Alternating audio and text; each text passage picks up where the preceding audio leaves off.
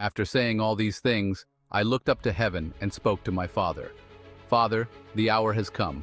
Glorify your Son so that he can give glory back to you.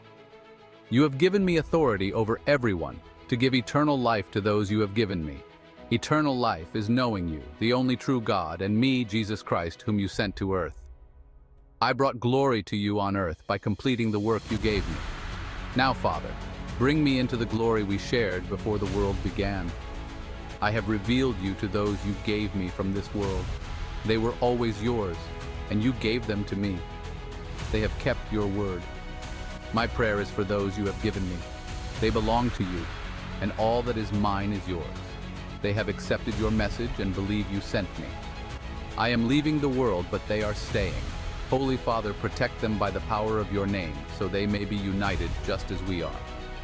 During my time here, I protected them by your name. I guarded them, except for the one headed for destruction, as the scriptures foretold. Now I am coming to you. I told them many things so they would be filled with my joy. I have given them your word. The world hates them because they do not belong to the world, just as I do not belong to the world. I do not ask you to take them out of the world, but to keep them safe from the evil one.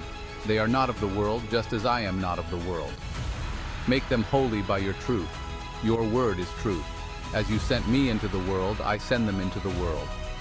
I give myself as a holy sacrifice for them, to make them holy by your truth. I pray not only for these disciples, but for all who will believe in me through their message. May they all be one, just as you, Father, are in me, and I am in you. May they also be in us, so the world may believe you sent me. I have given them the glory you gave me, so they may be one as we are one. I am in them, and you are in me. May they experience perfect unity, so the world will know you sent me and love them as you love me. Father, I want those you have given me to be with me where I am. They will see the glory you gave me because you loved me before the world began. Righteous Father, though the world may not know you, I do.